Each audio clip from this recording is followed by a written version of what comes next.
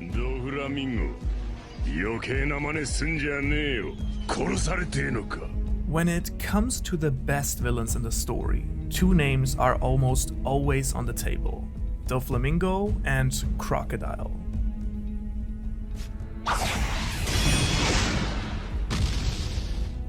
However, who of the two is actually the better villain?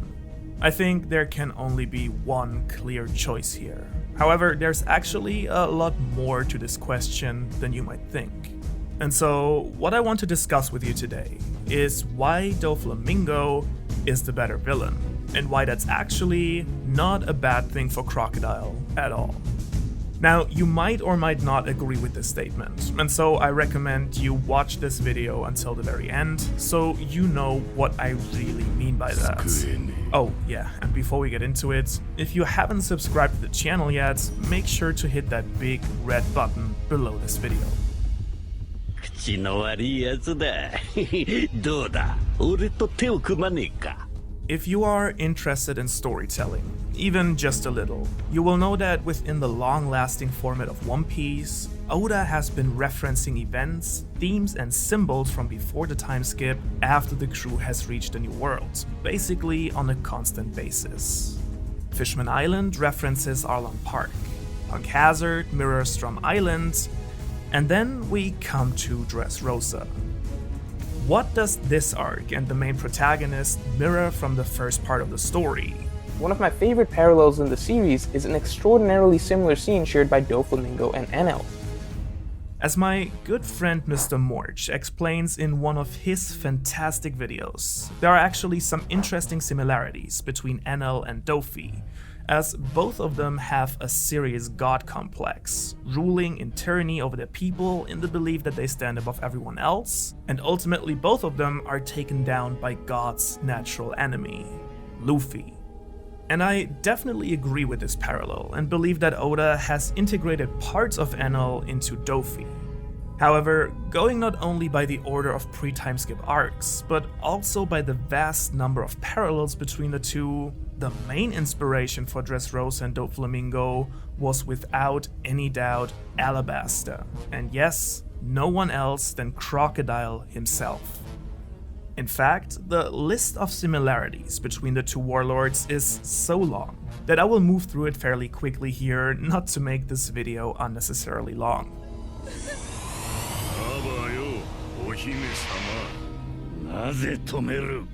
Let's start with the more obvious parallels and then move a bit deeper. On the most basic level, both the second saga of pre-time skip, Alabasta, and the second saga of post-time skip, Dressrosa, are about a kingdom that is suffering under the rule of one of the Shichibukai. One controlled by a crocodile and the other by a flamingo, going with the animal theme of the warlords. Also, if you're like me and for some reason have completely missed this super obvious theme until now, here's a quick overview. Crocodile is a crocodile. Doflamingo is a flamingo. Mihawk is a hawk. Kuma literally means bear in Japanese. Boa Hancock is of course a boa constrictor. Jinbei means whale shark in Japanese. And finally, Gecko Moria has actually two animals. There's obviously the gecko, but putting his name together, Gecko Moria, Komori actually means bat in Japanese. There, if you weren't aware of that fact yet, now you know.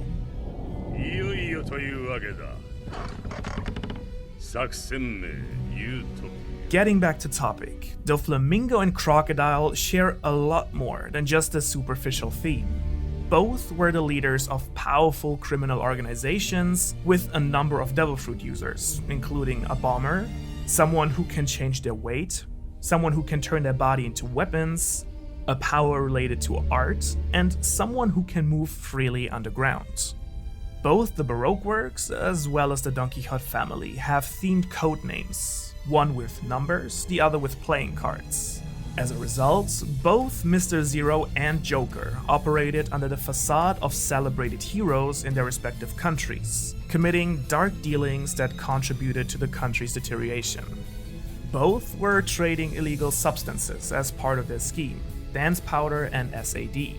And both of them have mastered the devil fruit powers to high levels, able to severely distort the surrounding environments. だが俺の糸が尽きることはない Both of them at first seem to get decapitated, Crocodile by Vivi and Dofi by Kuros. However, both of them easily avoid any harm by displaying their full skills. Oh, yeah, and for some weird reason, both of them also seem to have a thing for draped furry coats. 俺を袖にすることには変わりねえってことじゃねえかまあな But this is far from all. Let's move to a more personal level now. Even from a plot and character perspective, Doflamingo is clearly referencing Crocodile's storyline. First of all, both were present at Roger's funeral, being inspired to advance their efforts to reach the top of the pirate world. Both aimed to do so by first establishing control over an entire country. However, both of them also earned the scorn of the country's princess. Both Vivi and Viola went undercover in their respective organizations to oppose their evil schemes and protect their fathers, King Cobra and King Riku. Both Doflamingo and Crocodile see their subordinates as tools to advance their own goals. This can be seen especially well in how they treat those who do not perform well enough. Crocodile completely disregarded Galdino, and Doflamingo lost any interest whatsoever in Bellamy after his failure against Luffy, exploiting his admiration for him. いくらでもいるぜ麦わらのルフィ And I think we can take this all the way to their respective conflicts with Luffy, because in both cases, it needed Luffy to uncover their true face and liberate the country from their tyranny. At first, both Crocodile and Dofi seem superior to Luffy, and in both cases, Luffy manages to take them out in the end anyway. Also, as a quick side note, the way that Luffy destroys Doflamingo's string clone is very similar to Crocodile's defeat, as they both are sent up to the ceiling and were beaten up by an attack which involves Luffy punching them multiple times until the ceiling gets destroyed as they fall to the ground. And ultimately, both of them not only lost their status as warlords, but also ended up in level 6 of Impel Down.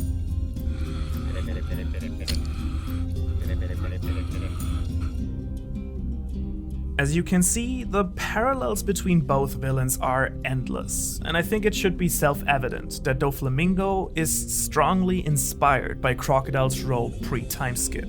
So now you might say, well, if Doflamingo is just a copy of Crocodile, doesn't that really make Crocodile the better villain? So let's talk about why I think that Doflamingo is superior here from a storytelling perspective. The most fundamental assumption here is that good writers improve over the course of their career. They learn what works, what doesn't, how to structure things better, and how to improve their characters. And while for most authors this will happen over the course of multiple books, screenplays, and stories, Oda has been writing the same storyline for over 20 years. And so all of his trial and error, as well as all of his experience and improvement, are visible throughout the same story. And so as a direct result of this, I think that Oda made it a point to revisit Alabasta that was already great and wanted to prove that he can make it even a little bit better. A similar setting, but better. 他おもちゃたちである A similar story, but better.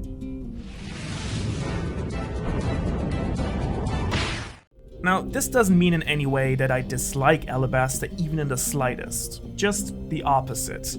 The fact that Alabasta was such a fantastic saga was the thing that made Dressrosa what it is in the first place.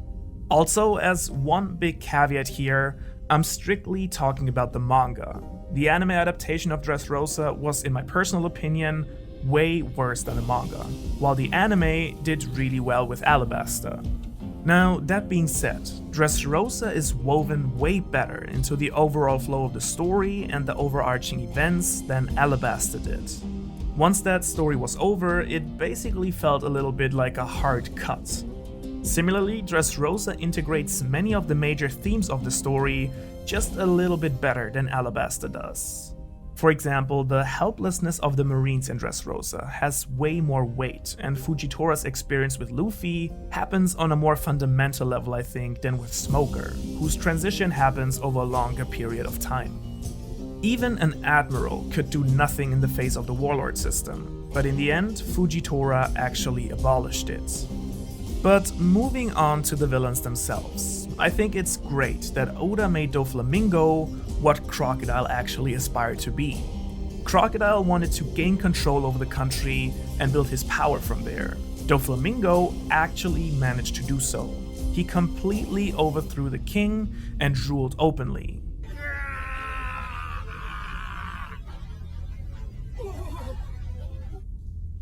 As a result, I think that in the final moments of both battles, the position of Luffy and the villain are extremely important to the symbolism of the arc and theme. Against Crocodile, Luffy is below him and defeats him by punching him up into the sky, revealing him as the crook and monster that he was to all of Alabasta by literally throwing him into the light. Luffy being below him during the final moments represents Luffy's climb and eventual triumph over Crocodile as the underdog, recovering from his previous losses. It's a true struggle for Luffy to punch Crocodile into the open and through bedrock, further symbolizing the barrier Crocodile has created to protect himself from the public. La Spada! Now, Luffy vs Doflamingo, on the other hand, completely contrasts this. Luffy is now above the villain, symbolically representing that Luffy is now the one with the upper hand. Doflamingo has already been revealed to the country of Dressrosa as the monster he is, and so they're fighting in the sky and being watched by everyone on the island. Luffy's final attack against Dofi is a complete stomp, with not much that can be done to stop it. The ground underneath them being demolished is symbolic of the foundation of lies that the country was built upon being crushed. This change of position is further symbolized in the techniques that Luffy uses to defeat them.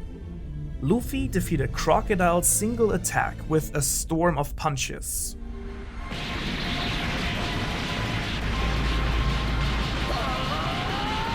While Doflamingo's many-faced attack was broken through with one huge punch.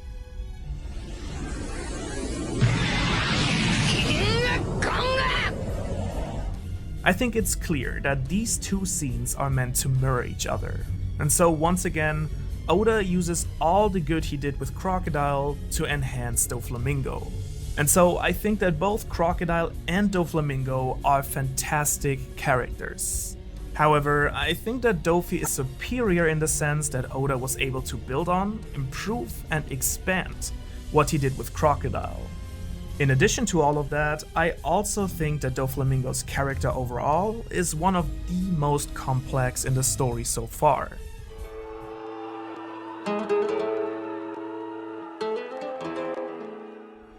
So if you want to learn more about that, I recommend that you check out my character analysis on him here. Thanks guys, peace.